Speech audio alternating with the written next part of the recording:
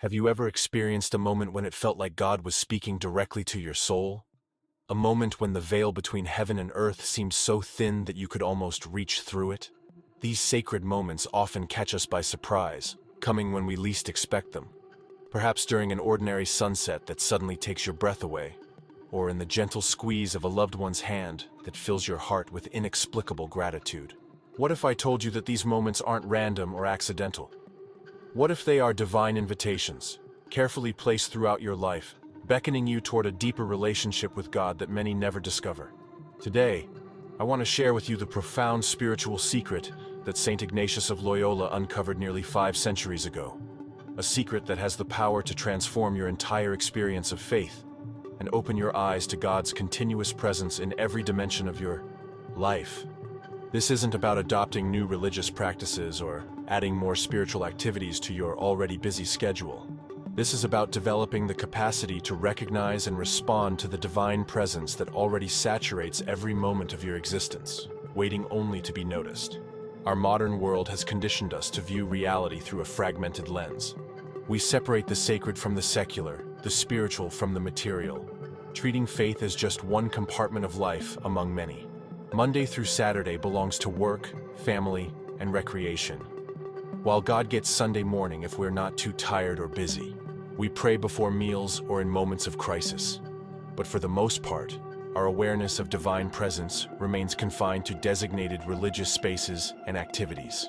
This compartmentalization has created a profound spiritual hunger in our culture, a sense of disconnection and emptiness that we try to fill with endless consumption, achievement, and distraction. But no amount of material success or sensory stimulation can satisfy our deepest longing, which is ultimately a longing for communion with the divine source of our being.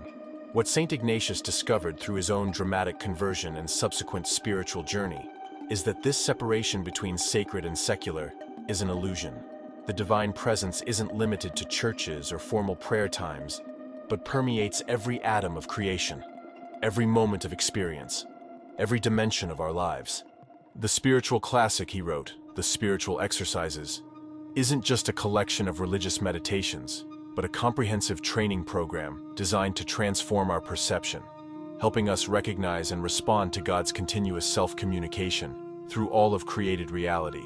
This approach to spirituality, finding God in all things, stands in stark contrast to both religious fundamentalism, which often rigidly separates sacred from secular, and secular materialism, which recognizes only the physical dimension of existence.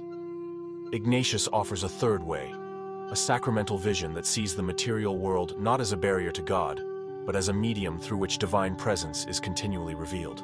To appreciate the power of this spiritual insight, we need to understand something about the man who discovered it.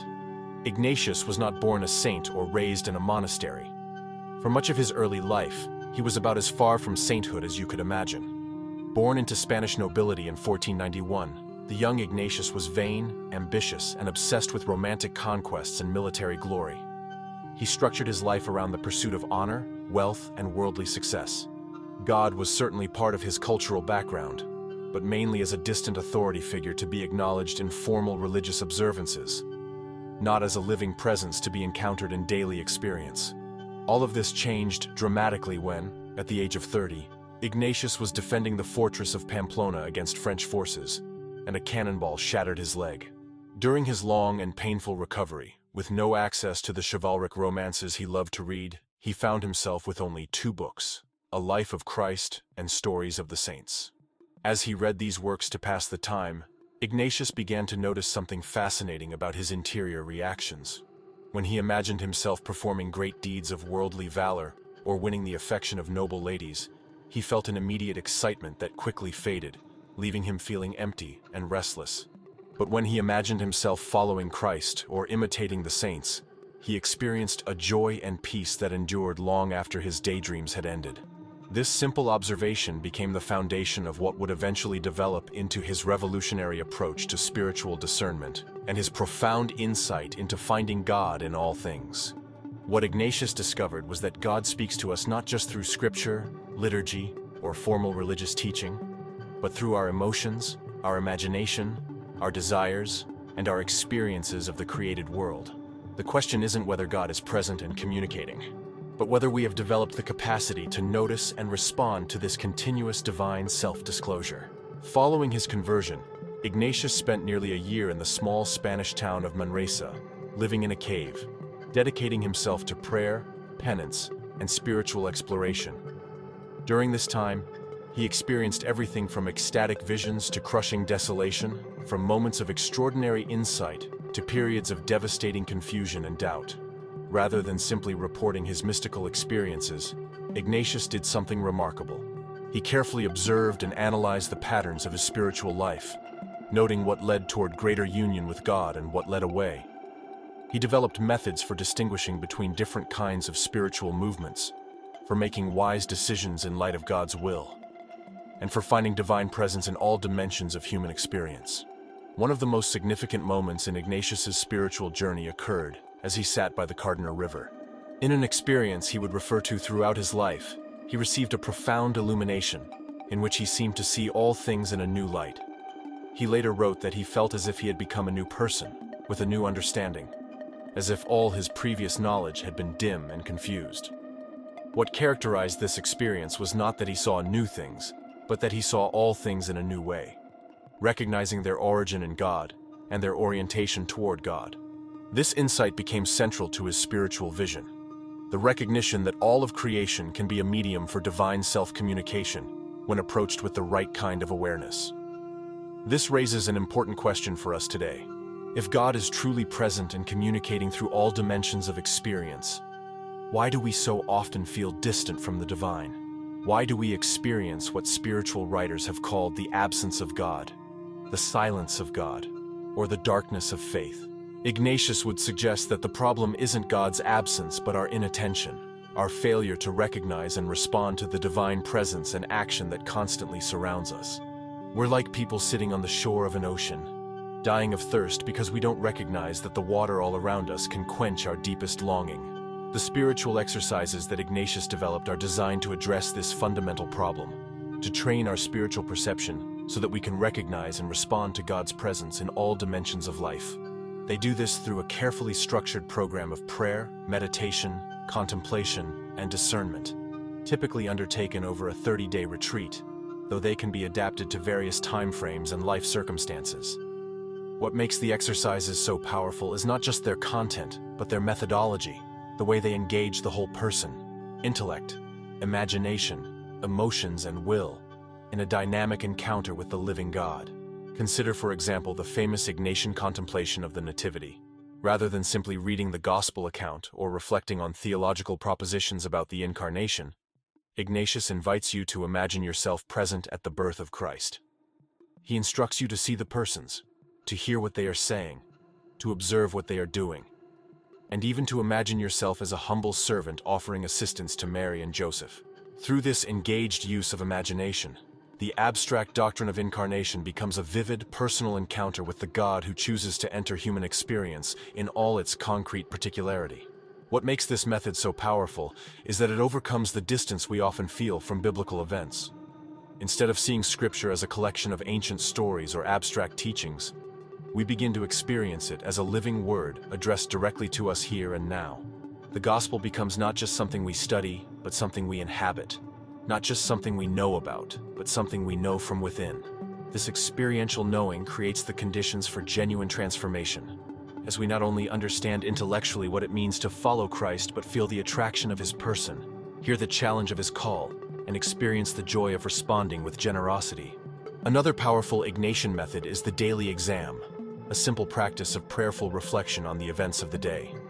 The exam involves 5 simple steps: becoming aware of God's presence, reviewing the day with gratitude, paying attention to emotions, choosing one feature of the day to pray about, and looking forward to tomorrow.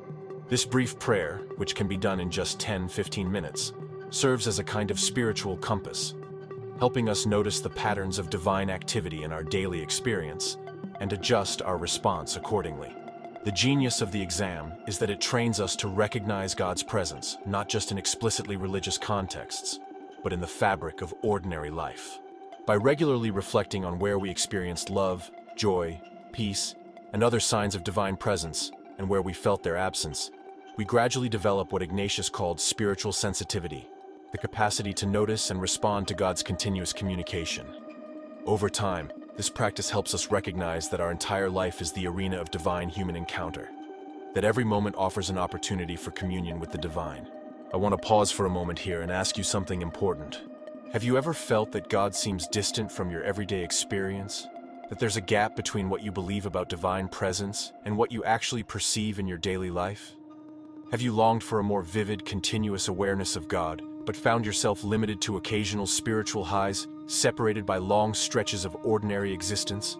If this resonates with your experience, I invite you to share it in the comments with the words, "I seek to see God in all things."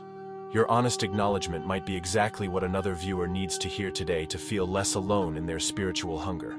Sometimes the most powerful catalyst for growth is simply knowing that others share our deepest longings. Now, let's explore the theological foundations of this profound spiritual insight.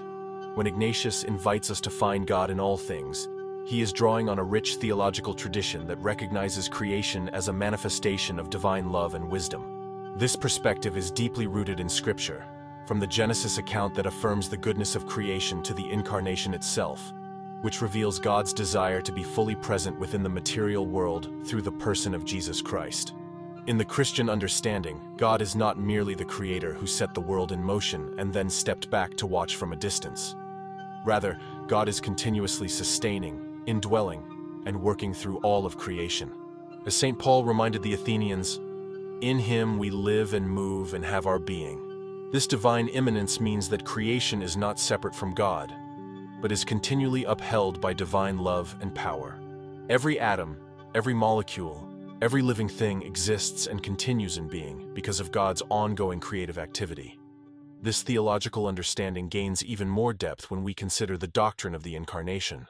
In Jesus Christ, God did not merely take on the appearance of humanity, but became fully human while remaining fully divine.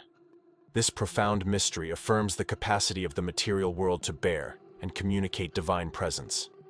If human nature can be united with divine nature in the person of Christ, then all of creation has the potential to serve as a vehicle for divine self-communication. The implications of this theological vision are far-reaching. If God is present and active in all of creation, then nothing is merely secular or profane. Our work, our relationships, our bodies, our emotions, the natural world, even our struggles and sufferings all have the potential to mediate divine presence when approached with the right kind of awareness. This doesn't mean that everything automatically or equally reveals God. Sin, evil, and distraction can certainly obscure divine presence.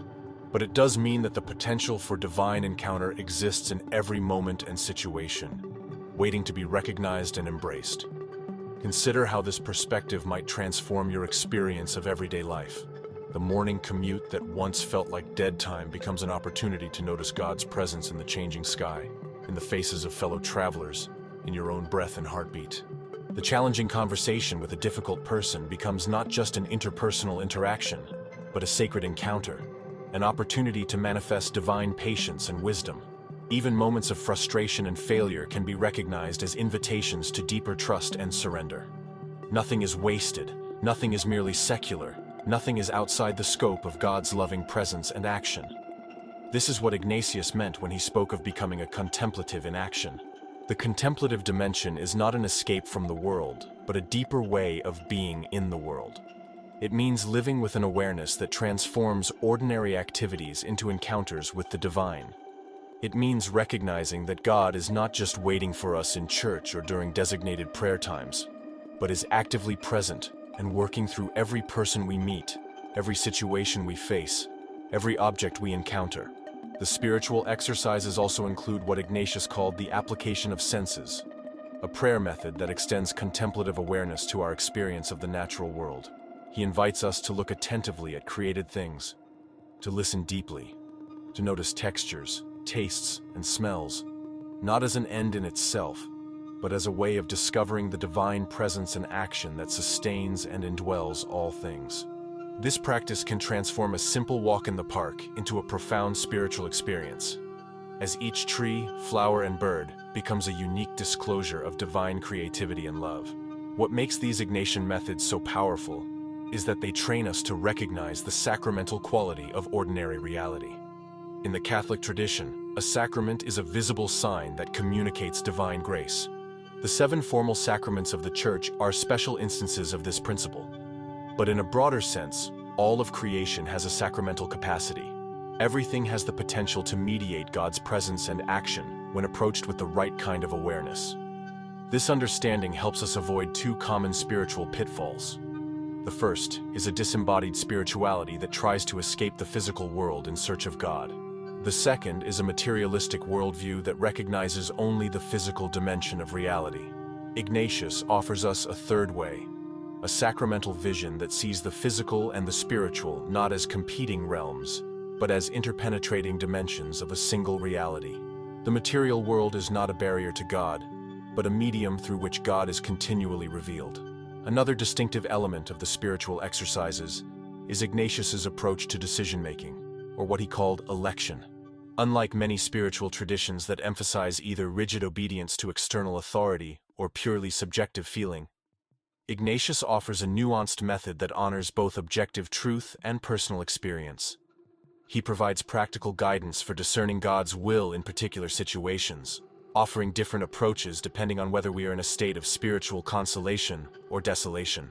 For decisions made in a time of consolation, when we feel close to God and clear about our path, Ignatius encourages us to notice which option brings a deeper sense of peace, joy, and lasting consolation. For decisions made in more turbulent times, he offers more structured approaches, such as weighing the pros and cons of different options, imagining ourselves at the end of our life, or standing before God in judgment, considering what advice we would give to another person in our situation, or methodically evaluating each option against our core values and commitments. What makes this approach so valuable is that it integrates rational analysis with emotional awareness and spiritual sensitivity. It recognizes that authentic discernment involves not just collecting information or following rules, but developing the capacity to recognize and respond to God's personal communication. This doesn't mean that every decision will be accompanied by dramatic signs or absolute certainty. Often, God's guidance comes through gentle nudges, subtle patterns of consolation and desolation, or the measured wisdom of pros and cons analysis informed by prayer. The goal is not perfect certainty, but sufficient clarity to take the next faithful step, trusting that God will continue to guide us as we move forward. The spiritual exercises also include what Ignatius called the meditation on 2 standards, a powerful imaginative exercise that helps us recognize and choose between the competing value systems that vie for our allegiance. Ignatius asks us to imagine 2 great military leaders, Christ and Satan, each calling people to follow their respective standards or banners. The strategy of Satan is to entice people with riches, honor, and pride, leading ultimately to spiritual enslavement. The way of Christ, by contrast, begins with poverty of spirit, proceeds through the willingness to accept misunderstanding and ridicule, and culminates in true humility, which paradoxically leads to authentic freedom and joy. What makes this meditation so valuable is that it helps us see beyond the surface appeal of various choices to discern their deeper spiritual implications. It trains us to recognize not just the immediate benefits or costs of a decision, but its long-term consequences for our relationship with God and others. In a culture that constantly bombards us with messages about what will make us happy, this meditation offers a powerful counter-narrative, helping us distinguish between authentic goods that lead to lasting fulfillment and apparent goods that ultimately leave us empty and restless. A beautiful example of how the Ignatian vision can transform ordinary experience comes from the life of Pierre Teilhard de Chardin, a 20th century Jesuit scientist and mystic. As a paleontologist working in the deserts of China, Teilhard was unable to celebrate Mass with bread and wine, so he composed what he called the Mass on the World, in which he offered to God the entire cosmos as his host and the labor of all humanity as his chalice. This profound act of spiritual imagination reflects the Ignatian capacity to find God in all things, to recognize the sacred significance of ordinary reality when seen with the eyes of faith. This capacity to perceive divine presence in all things is not reserved for saints or mystics, but is available to all of us. It requires not special supernatural abilities, but a kind of spiritual attention, a willingness to look beyond the surface of things to their deeper significance. As the poet Elizabeth Barrett Browning wrote, Earth's crammed with heaven, and every common bush afire with God. But only he who sees takes off his shoes. The burning bushes are all around us, but we walk past them unaware, our attention consumed by the practical concerns and distractions of daily life. So how do we actually cultivate this capacity to find God in all things? It begins with what Ignatius called the principle and foundation, a recognition that everything is created to help us praise, reverence, and serve God. This fundamental orientation allows us to approach all of creation as potentially revelatory of divine presence. It doesn't mean that we value everything equally or indiscriminately, but that we evaluate things based on how they help or hinder our relationship with God. This leads to another key Ignatian concept, that of detachment or indifference. These terms can be misleading in English, as they suggest a kind of emotional coldness or disengagement. But what Ignatius meant was freedom from disordered attachments, from anything that might prevent us from recognizing and responding to God's presence and action. True detachment doesn't mean not caring about anything. It means caring about everything in right relationship to God, who is the source and goal of all that exists. This freedom allows us to find God not only in experiences of consolation and joy, but also in desolation and suffering. Ignatius was realistic about the complexity of human experience. He knew that life includes not only moments of light and clarity, but also darkness, confusion, and pain. His genius was to recognize that God is present and active in all of these experiences, though in different ways. In consolation, God's presence might feel obvious and delightful. In desolation, it might require more careful discernment to recognize the hidden ways God is working for our growth and transformation. This brings us to another central Ignatian concept, that of discernment. Finding God in all things requires developing the capacity to distinguish between different movements within our experience, to recognize which are leading us toward God and which are leading us away. Ignatius provides practical guidance for this discernment, helping us notice patterns of consolation and desolation, of authentic peace versus superficial excitement, of enduring joy versus fleeting pleasure. The goal of Ignatian discernment is not just to make better decisions, though that is certainly one benefit. The deeper purpose is to become increasingly attuned to God's presence and action in every dimension of life. As we grow in this awareness, we naturally begin to align our choices and actions with God's ongoing creative and redemptive work in the world. We become, in Ignatius's phrase, contemplatives in action, people whose external activity flows from and expresses a deep interior connection with divine presence. One of the most beautiful aspects of Ignatius's approach is that it doesn't require withdrawal from ordinary life into a monastery or special religious setting. While he valued retreats and times of focused prayer, he designed his spiritual exercises to be adaptable for people living in the midst of everyday responsibilities. The Jesuits, the religious order he founded, became known for finding holiness, not by escaping the world, but by engaging it more deeply, recognizing God's presence and action in education, science, art, exploration, and service to those in need. This integration of contemplation and action is captured in the Jesuit motto, "For the greater glory of God." Everything, from the most ordinary task to the most challenging mission, can be done in a way that recognizes and honors God's presence. This perspective transforms work from mere obligation or ambition into a form of collaboration with divine action. It turns service from obligation into loving response. It makes every dimension of life an opportunity for communion with the divine. Let me share with you a concrete example of how this Ignatian approach can transform everyday experience. Consider the simple act of eating a meal. Most of us eat multiple times a day, often without much thought or awareness. We may be distracted by conversation, by our phones, by planning what we need to do next. But imagine approaching a meal with Ignatian awareness. You might begin by noticing the appearance of the food, its colors and textures, recognizing it as an expression of divine creativity.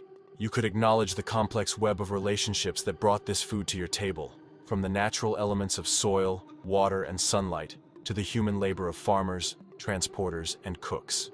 You might express gratitude for this gift of nourishment, and for the capacity to taste and enjoy it. As you eat mindfully, you could recognize that this act of consumption is itself a kind of communion, a taking in of creation that sustains your life and enables your service to others.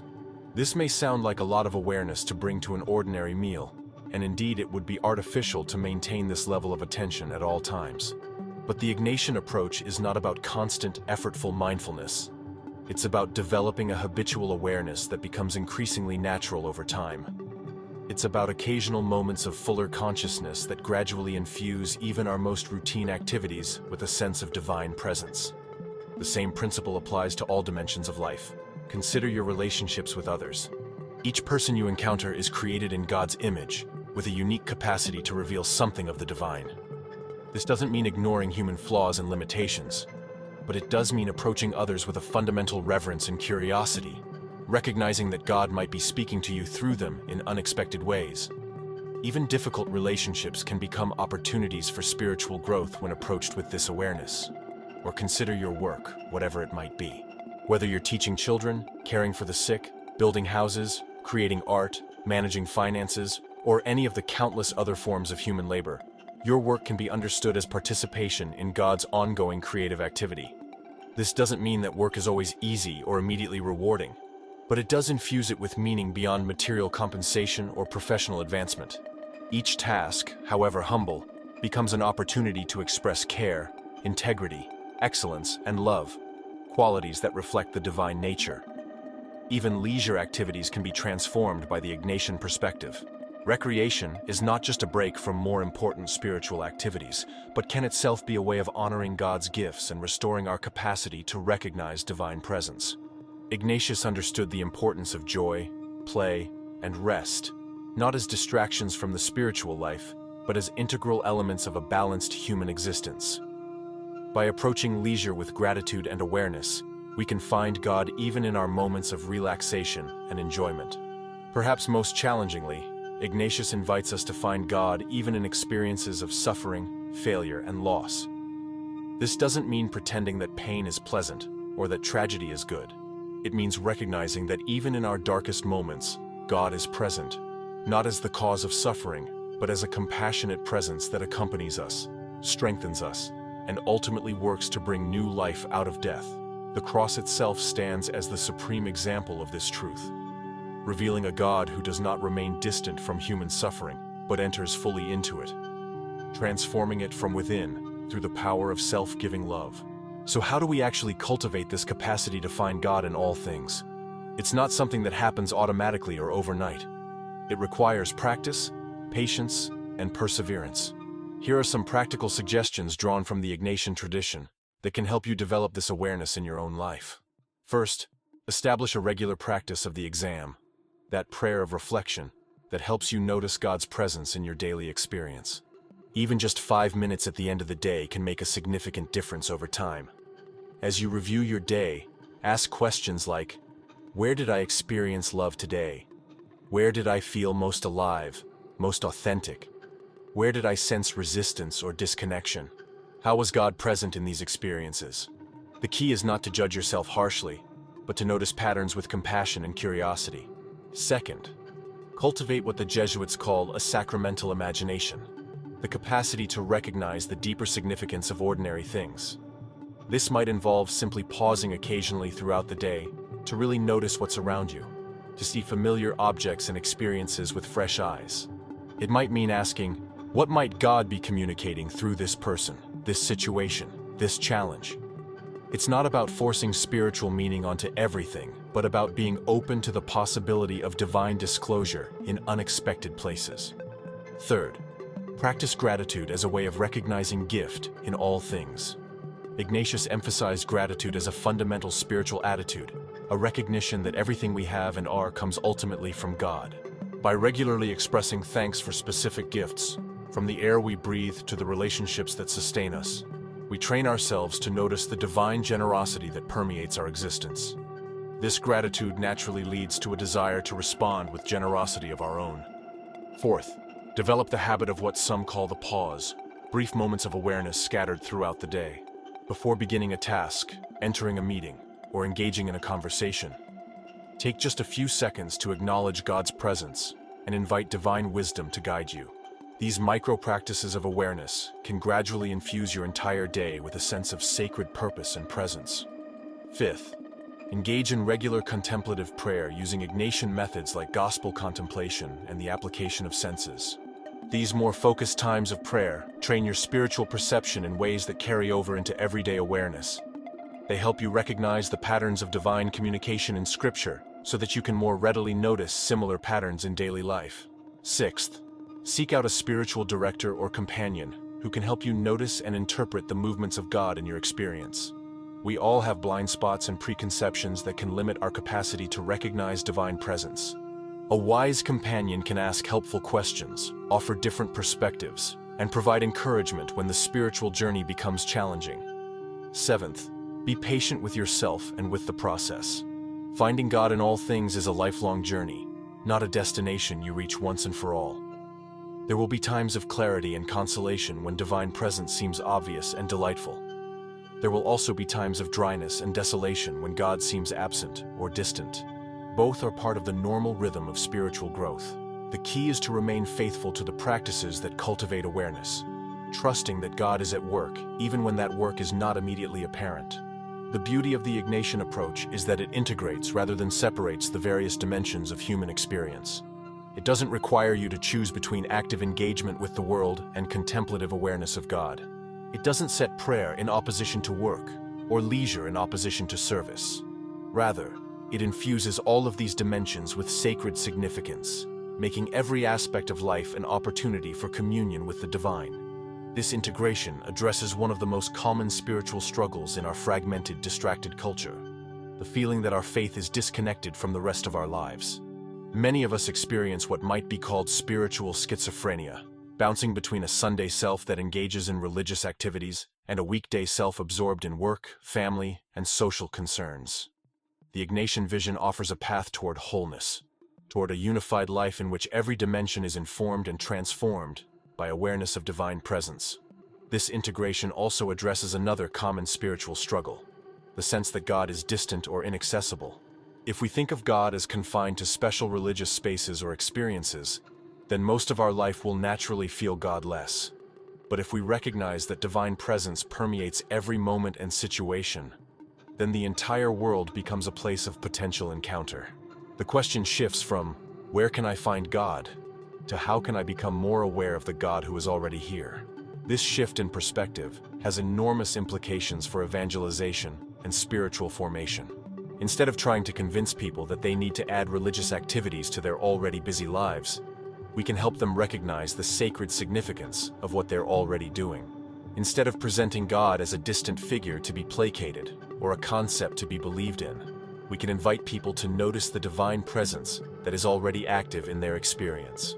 This approach respects the genuine spiritual hunger of contemporary seekers while offering them a path toward deeper awareness and integration. The Ignatian vision also has profound implications for social action and engagement with cultural issues. If God is present and active in all of creation, then working for justice, peace, and the integrity of creation is not separate from spiritual life, but an integral expression of it. Caring for the earth, standing with the marginalized, working to transform unjust structures. These are all ways of honoring divine presence and participating in God's ongoing work of creation and redemption.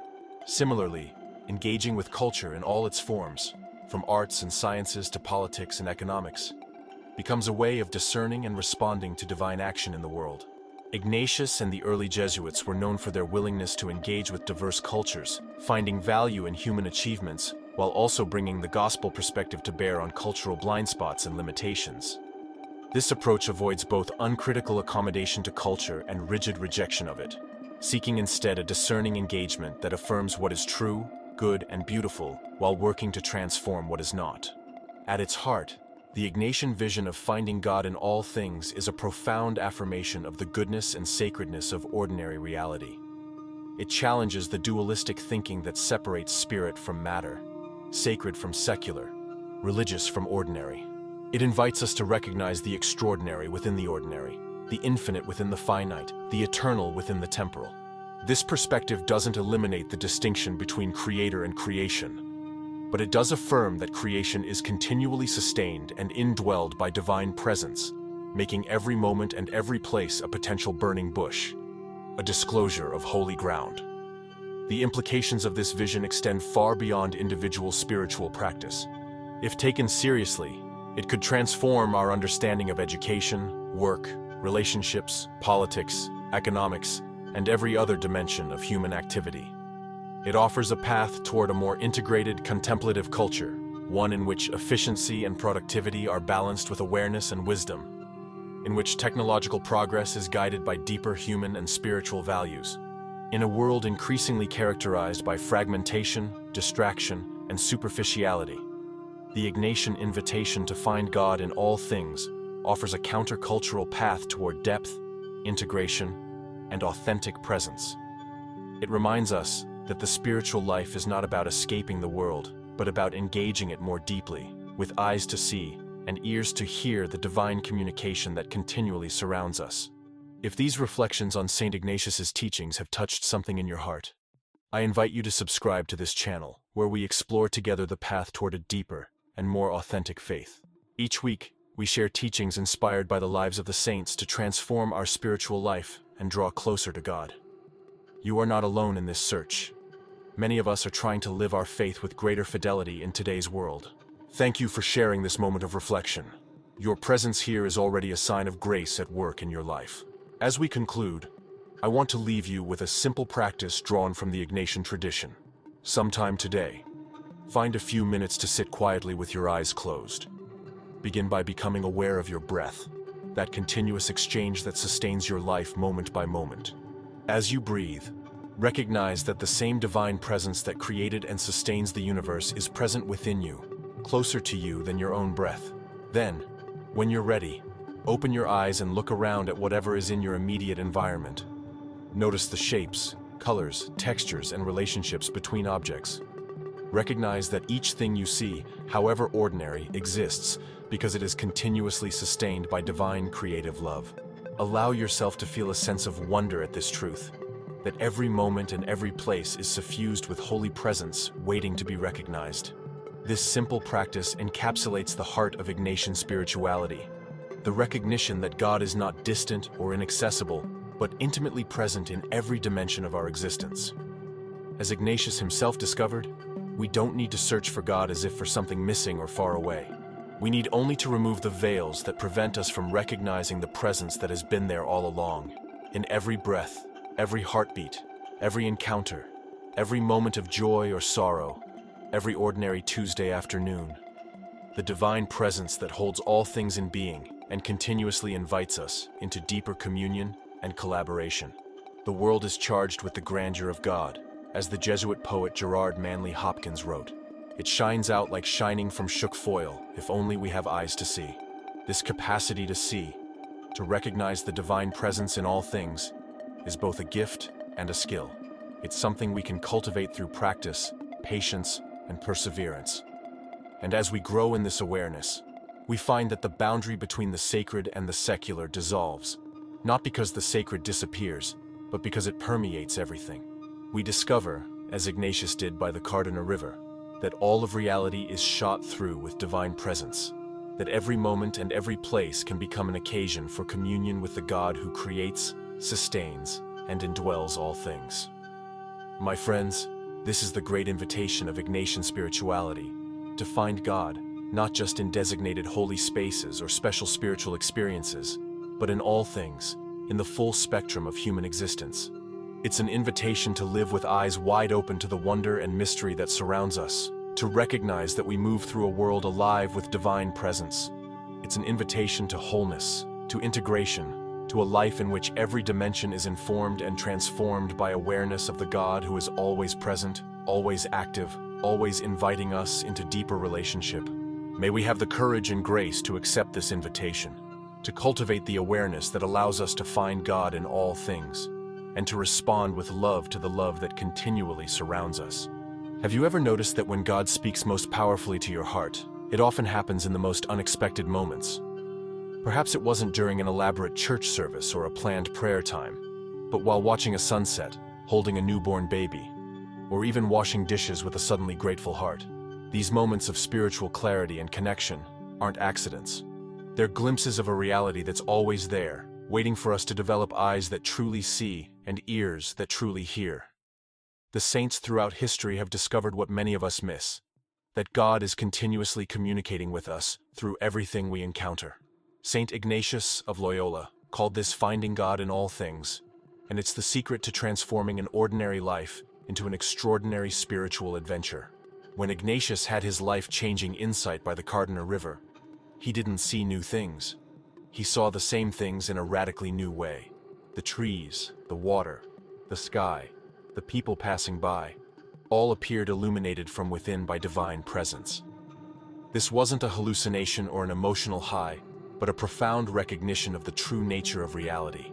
What if this same recognition is available to each of us? What if the kingdom of God truly is among us and within us, not waiting for us in some distant future or far-off heaven, but present here and now for those who have learned to perceive it? This awareness doesn't come automatically or instantly. It requires what spiritual writers have called the education of desire, the training of our attention and affection to recognize and respond to divine presence. Just as a musician learns to hear subtle harmonies that untrained ears miss, or a painter learns to see variations of color and light that others overlook, we can develop our capacity to perceive the sacred dimension of reality that surrounds us constantly. This spiritual perception isn't reserved for mystics or saints, but is available to anyone willing to undertake the journey of transformation. The journey begins with a simple yet profound recognition that everything that exists because God loves it into being at every moment. Creation is not like a clock that God wound up and left to run on its own, but more like a symphony that God is actively composing and conducting in real time. When we truly grasp this truth, even at an intellectual level, it begins to change how we see everything around us. The tree outside your window, the chair you're sitting in, the air you're breathing, even your own body and consciousness, all exist right now because divine love is actively sustaining them. Nothing exists outside this loving presence, not even for a millisecond. What makes the Ignatian approach so powerful is that it doesn't just ask us to believe this truth intellectually, but gives us practical methods for experiencing it directly. The spiritual senses that Ignatius helps us develop are not metaphorical but real, though they operate at a different level than our physical senses. They are capacities for perception that we all possess, but that often remain dormant or undeveloped. Just as we can train our physical senses through practice, becoming more attentive to subtle flavors, sounds, or colors, so we can train our spiritual perception to recognize the divine presence that permeates all of reality. This training begins with attention, with simply slowing down enough to notice what's actually happening in and around us. Our culture of constant stimulation and distraction makes this increasingly difficult. We move through life at high speed, skimming the surface of experience, rarely pausing to notice the depths. But it's in the depths that we encounter God, in the quiet spaces between thoughts, in the pause between stimulus and response, in the gap between expectation and reality. Learning to create and inhabit these spaces is the first step toward developing spiritual perception. The next step involves cultivating what Ignatius called spiritual affection, the capacity to be moved not just intellectually, but emotionally and viscerally by divine presence. This isn't about manufacturing religious feelings, but about developing a genuine sensitivity to the sacred dimension of reality. It's about allowing ourselves to be touched by beauty, truth, and goodness wherever we encounter them, recognizing these experiences not as mere psychological states, but as moments of genuine contact with the divine. This cultivation of spiritual affection happens primarily through contemplative prayer. That form of prayer that engages not just the intellect, but the imagination, the emotions, and even the body. When we enter imaginatively into the scenes of the gospel, for instance, we're not just playing mental games, but creating the conditions for a real encounter with the living Christ. When we apply our senses to the natural world, noticing its textures, colors, sounds, and scents, we're not just appreciating nature, but developing the capacity to recognize the divine artist whose creativity is expressed in every detail. What often blocks this recognition is not lack of capacity, but what spiritual writers call disordered attachments, unhealthy dependencies, or excessive concerns that distort our perception and limit our freedom. These can be attachments to material possessions, to status or recognition, to comfort or pleasure, to certain relationships or roles, or even to particular religious experiences or ideas. When we're caught in these attachments, we see everything through their distorting lens. missing the deeper reality that surrounds us. The spiritual exercises are designed to help us identify and loosen these attachments, not by renouncing the things themselves, but by restoring them to their proper place in our hierarchy of values. This process of reordering our loves, as Augustine called it, is at the heart of spiritual transformation. It's not about loving less, but about loving more appropriately, with each thing valued in right relationship to God, who is the source and goal of all love. This reordering happens not primarily through willpower or moral effort, but through growing attraction to what is truly beautiful, good, and true. As we experience more deeply the joy, peace, and freedom that come from alignment with divine presence, we naturally begin to choose this alignment more consistently. The spiritual life is not mainly about avoiding sin, but about growing in love, about becoming increasingly responsive to the divine love that surrounds and indwells us. What makes the Ignatian approach so effective is that it addresses the whole person, not just the intellect or the will, but the imagination, the emotions, the body, the social dimension, all aspects of our humanity. It recognizes that we are complex beings whose spiritual growth involves all these dimensions working together. We don't just think our way to God, or feel our way to God, or act our way to God, but engage with divine presence through the integrated activity of our entire being. This holistic approach reflects Ignatius's profound understanding of the Incarnation, the mystery of divine presence taking human form in Jesus Christ. If God could unite with human nature in the person of Jesus without diminishment of either divine or human reality, then our entire humanity, not just some spiritual part of us, has the capacity for communion with God. Our bodies, our emotions, our social relationships, our work and play, all can become vehicles for divine human encounter when approached with the right kind of awareness.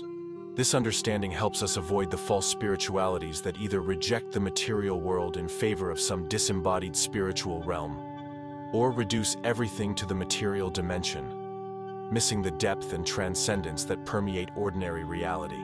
Ignatian spirituality embraces both immanence and transcendence, both divine presence within creation and divine reality beyond creation.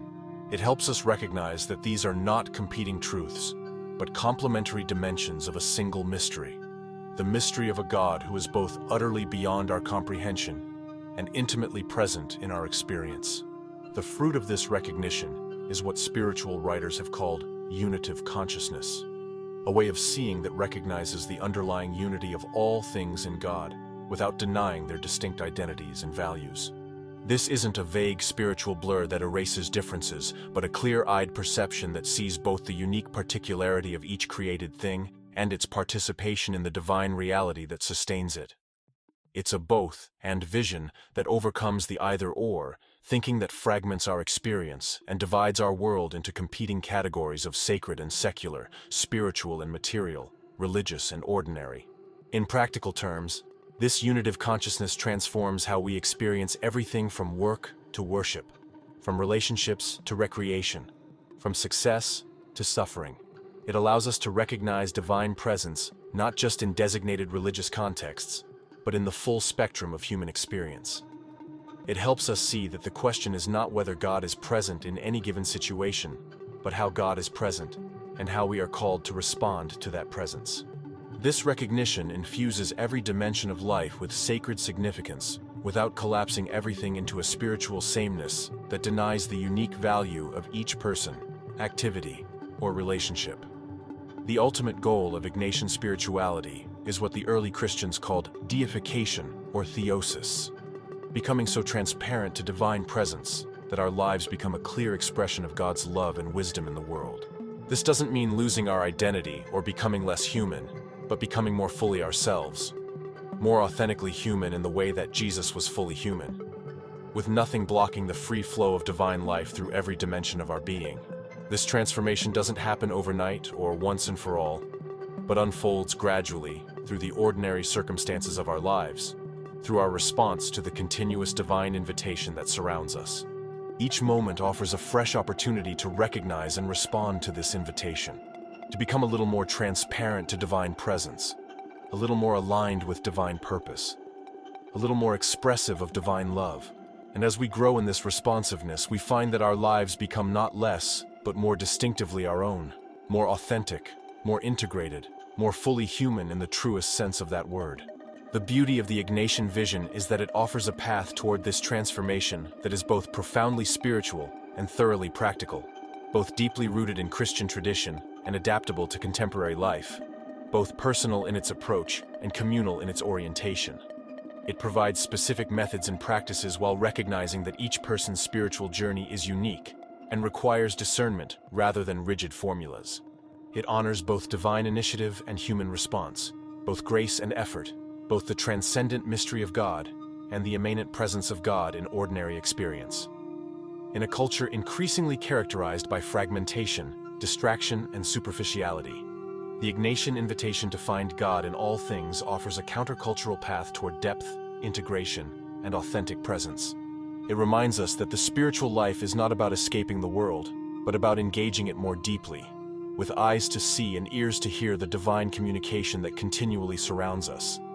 It offers not a technique for spiritual self-improvement, but an invitation to transformative encounter with the God who is always already present and active in our lives, waiting only to be recognized and embraced.